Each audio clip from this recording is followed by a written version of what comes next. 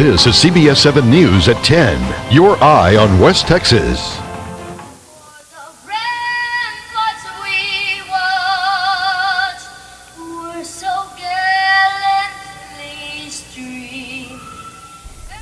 An 11-year-old boy singing the national anthem becomes the target of a social media storm.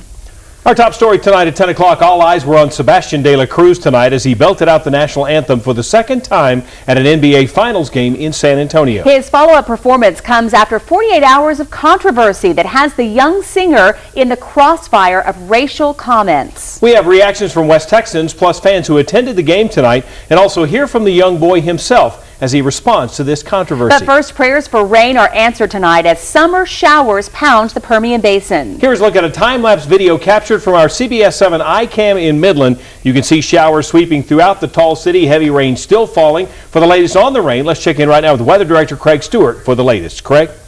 Jay Tatum, much needed rain around the area. Unfortunately, there are power outages both in Odessa and in Midland as well. Lightning strikes there. I want to show you the very latest radar on what we have going on around the area. And again, everything is moving toward the northwest. So this is a good soaking. Some heavy rain, also some minor flooding in the Midland area. You can kind of see the movement northwesterly, and it's not moving that fast. Anywhere from 10 to 15 miles an hour is what we are looking at. So a little bit of a closer look. You can see around Stanton, just to the north of Midland, right around Gardendale, Goldsmith. You've got some heavy shower and thunderstorm activity, and there is the movement that we are seeing. So definitely heavy rain is going to be possible on some of these storms, and the very latest on the radar, still getting some more that'll be moving through the Monahans, Pecos, Kermit, Wink area just to the north of Fort Stockton. We have some more showers and thunderstorms, and we do have a flood warning down around the Big Bend area that's going to be going on till early Sunday morning. Now, drought monitor map, it is not looking good for us right now, but the good news is we are seeing the rain. But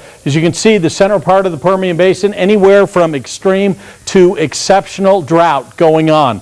We're seeing much needed rain around the area. The chance increases tomorrow. That's good news, and we'll tell you about that here in just a bit. Craig, thanks very much. Today's showers also brought some hazardous conditions. A tank battery fire on a ranch north of Barnhart in Irion County was started by lightning. That's according to the Irion County Sheriff's Office. The fire is located at the intersection of FM 163 and County Road 2469. It is said to be on the Rocker B Ranch, and no structures are being threatened.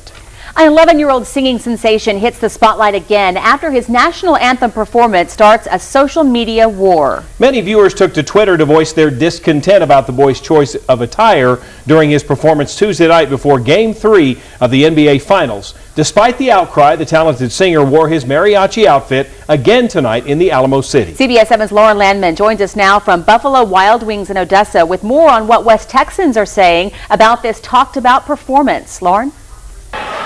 Tatum, Jay, the crowd here is electric.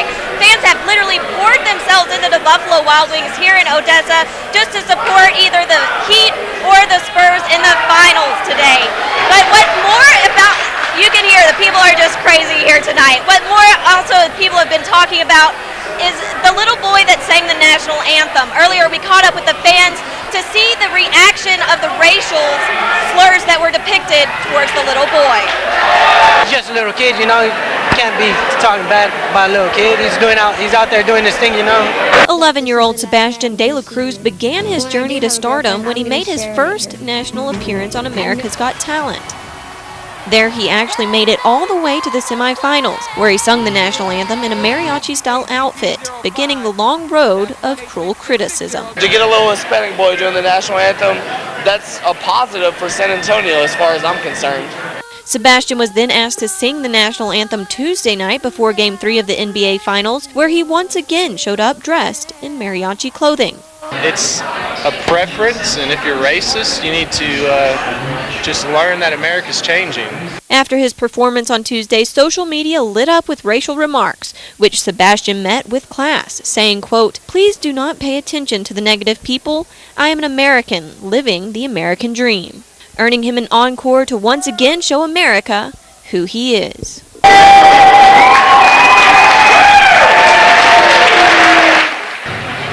After Sebastian's performance tonight, the social world lit up once again, but this time in a much more positive light. Reporting live in Odessa, I'm Lauren Landman, CBS 7 News. Lauren, thanks very much. We now head over to San Antonio, where basketball fans are also giving their take on this controversy. CBS 7's Whitney Harding joins us now from the Alamo City, where the 11-year-old boy just held a press conference following his second performance. Whitney? Jay Tatum, this afternoon actually started off with Greg Popovich, the head coach of the San Antonio Spurs, addressing the sort of controversy around Sebastian singing the national anthem that's come to light with people on social media. Popovich said in his interview today, quote, he's a class act, way more mature than most his age, and as much as those comments by the idiot saddens you about our country, he makes you feel the future is very bright. Well, then this evening, Sebastian had a chance to say what that meant to him. Coach Pop, he's one of the number one ones who helped me keep my head up, and actually all of the Spurs. And I just want to thank Coach Popovich and all the Spurs for helping me keep my head up. It's just amazing because now I know that the San Antonio Spurs, I think they like how I sing the national anthem. And then my father told me that it was the Spurs that picked me, and that was more of an opportunity to me.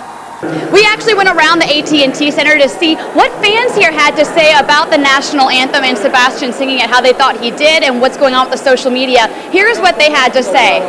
For me, I was very proud. I'm Hispanic myself, so listening to him sing that song was amazing.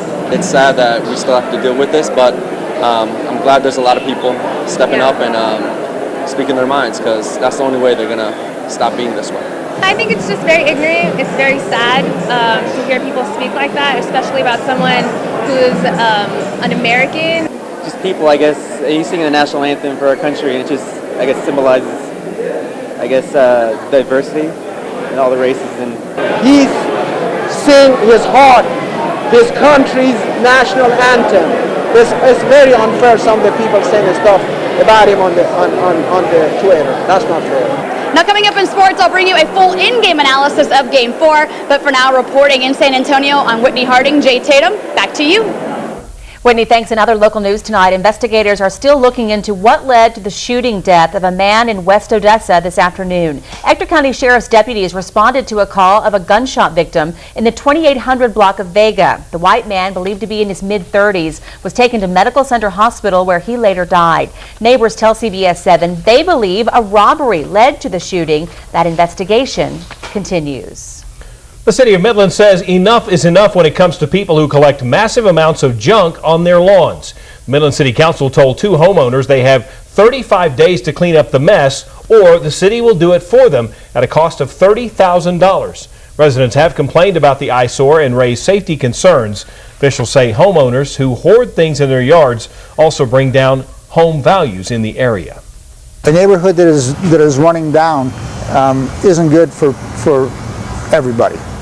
You know, some people may not care about their property value, they may not care about what their house looks like, but it does affect neighborhoods.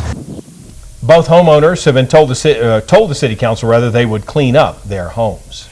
Now with your eye on Big Spring, Mayor Larry McClellan tells CBS 7 he will meet with Howard County Judge Mark Barr tomorrow to reopen negotiations regarding the landfill. McClellan says he is, quote, confident the city will strike a deal with the county this time around. He says they will discuss finances regarding the development of a new landfill. The two sides failed to agree on terms under the previous mayor, Tommy Duncan. Duncan originally requested the county cover 1/3 of the cost, which he said matched the population numbers for the city and county.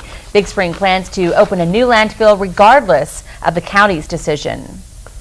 With your eye on education tonight, ECISD Interim Superintendent Dr. H.T. Sanchez could be leaving the district to take the top job in Tucson, Arizona. One Odessa teacher recently shared his reaction to this story by saying he'd be disappointed to see Dr. Sanchez go. Chuck Isner joins us now live in the newsroom to talk about this issue. Chuck, at one point you were very critical of Dr. Sanchez, so what changed? Well, after last May, after I actually called for the resignation of Mendez and Dr. Sanchez, the new board president of the time, Dr. Beatty, asked us to if we'd be willing to meet, and we did. We resolved a bunch of our differences. We agreed to work together, and I've worked closely with Dr. Sanchez throughout the year. He has been amazing. He listens to us. He has addressed concerns.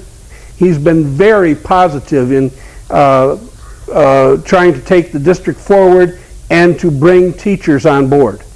What are your concerns now as board members now have to move forward, assuming he does take this position and search for a new superintendent? I just hope they can find someone who has the same open style that we've seen with Dr. Sanchez since he became interim. He's done weekly videos with the staff on Friday. Then on Monday does a Monday memorandum that goes out to all the staff. And this positive communication is something that we have never really seen with any previous superintendent in the decade or so that I've been involved in leadership. Chuck, many teachers have expressed some frustration saying the ECISD for the past decade has been inconsistent, beginning some programs and then ending them before there's really a chance to see if they are successful. Is this concern valid, or do you have this concern for the future? It has been a problem in the district, and that's another thing I hope that we don't lose sight of. The 5-year plan that Hector Mendez instituted 5 years ago has put us on a steady track, and that is what you need, that consistency. And I think that we were headed in that direction, and so my hope is that whoever becomes the next superintendent will continue with that kind of focus, and again with the open communication. All right, Chuck, thank you very much for your time, for joining us tonight and giving us your insight again on H.T. Sanchez and the possibility that he could very well be leaving. Chuck, thank you very much. Thank you. More stories new tonight at 10 o'clock. The City of Andrews held its goal-setting meeting today. Topics range from economic development issues to what the quality of life is like in Andrews. Officials say today's meeting sets the tone for the year. The council also voted on 3 annexations as they continue to expand the city limits. Meanwhile, the Andrews Motocross Park used to be a big attraction, but it's fallen into disrepair. The county says it needs a lot of work, and tomorrow they are voting to hire a new caretaker to bring it back up to par. If all goes well, they will hire the temporary employee to take care of it for $15 an hour, and they say it should be up and running within the next few months. You will soon be seeing some new faces in the Odessa Police Department. Police Chief Timothy Burton announced today proudly the induction of 9 new police officers into the department.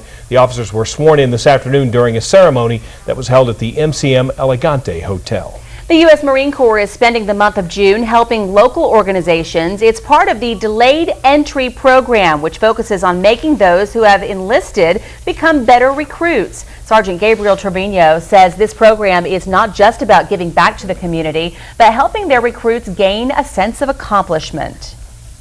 You know, we can only teach them so much in the 2 hours that we have with them. So by doing these events, I think they're going to gain a lot of experience on how to start that process of serving. The program takes place on June 22nd. If you are seeking volunteers, you can call the U.S. Marine Corps office in Odessa. That number is 362-0177. Still ahead on CBS 7 News, we're kicking off a new weekly series tonight focusing on water usage restrictions in West Texas. We'll have that report coming up. But first, storms make their way to the Permian Basin, bringing some heavy rain and lightning. There's some power outages out there. It's been a busy night. Weather Director Craig Stewart is back after the break with the latest on the rain, plus your 7-day forecast. You're watching CBS 7 News, your eye on West Texas.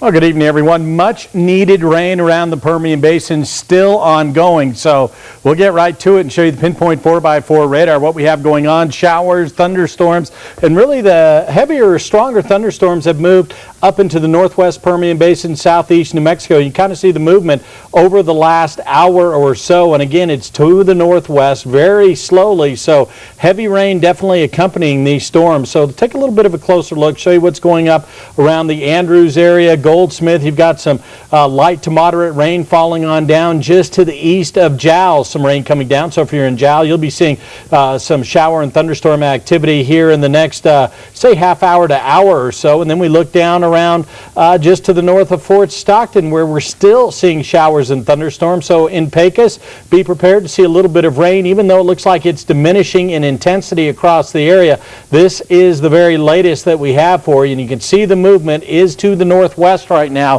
We're going to call it about 10 to 15 miles per hour. So heavy rain, a little bit of lightning, that definitely is going to be possible. Show you what's going on with the Pinpoint 7 iCam time lapse that we had outside around the area. And there you have a look, evening rain around the Big Spring area. And boy, made for a nice sunset, but it is much needed rain all across West Texas. And in fact, the current conditions, we're at 74 right now. East winds, well, really east to southeast at about 12 miles an hour. Our dew point at 68, humidity 81%. It is very humid outside, and it's going to be staying that way because we have an upper level low that's right around the Big Bend area, just south of that into northern Mexico. You can see all the moisture streaming up, and this is going to hold true as this low starts to make its way up toward the north, with a better chance of rain. Again, heavy rain for tomorrow, definitely in the forecast. So here's what it looks like on our surface map.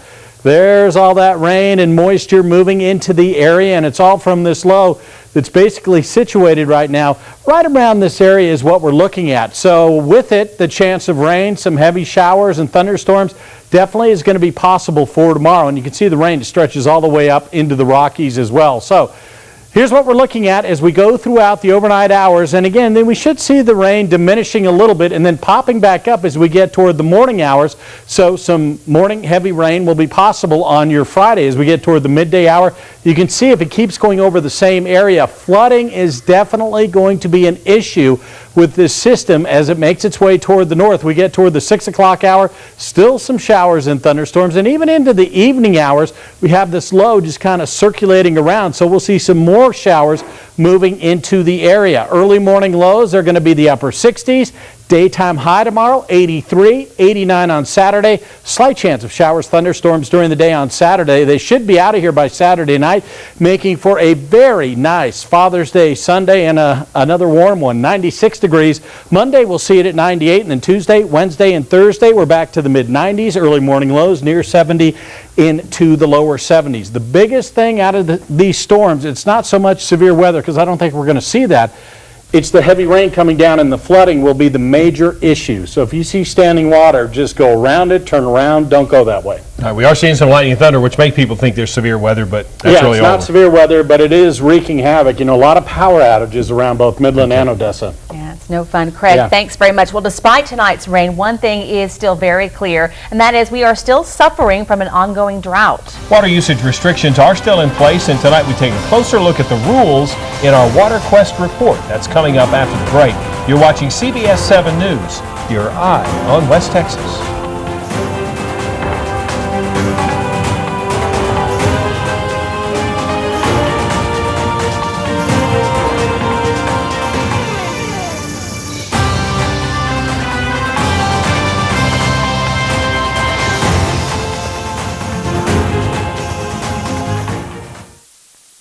Now that summer is here, many of you will be spending a lot of time out in the yard, and of course you want your lawn to look its best. But when are you allowed to water, and how much is it going to cost you? Robert Guadarrama joins us with this week's Water Quest report. Robert. We've received a ton of calls into the CBS 7 newsroom from viewers asking when they can water. Tonight we're starting a series to answer that question and give you some tips to get the best bang for your buck. This week we'll explore Midland. Whether you're planting new flowers or simply trying to preserve your lawn, this is the time of year people want colorful yards. But with water restrictions in place, when can you water? Luckily, restrictions have been loosened in the tall city. To allow more water use, but we don't want to lose the momentum that we've gained with our awareness of water conservation. We want to continue to conserve and sustain our water resources for future use. Here's a look at the current water restrictions. Midlanders can water twice per week, even addresses on Saturdays and Wednesdays from 6 to midnight, and odd addresses on Fridays and Tuesdays from 6 to midnight as well. No filling of swimming pools or washing of cars at home is allowed.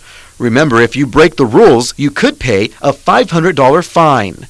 Now here's a look at the water rates. Every customer pays a base rate of $14.71 per month. Then the rates are per 1,000 gallons. On the low end, if you use between 2,000 and 10,000 gallons, you'll pay $3.50. But on the high end, if you use more than 40,000, you're paying $31 per 1,000 gallons.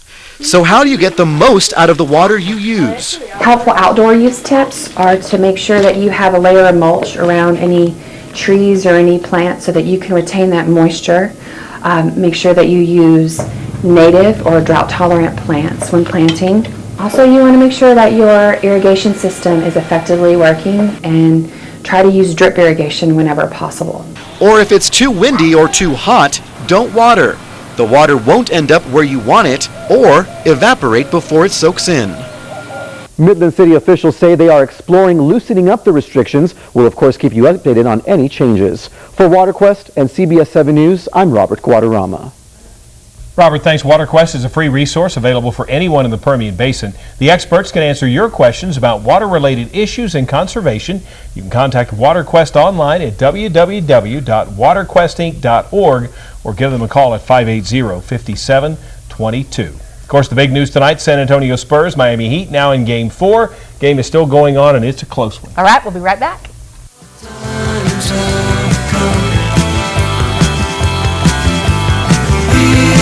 But now they're gone. Seasons don't fear the reaper, nor do the wind, the sun, or the rain. We can be like they are. Come on, baby, don't feel the reaper. Baby, take my hand, don't feel the reaper.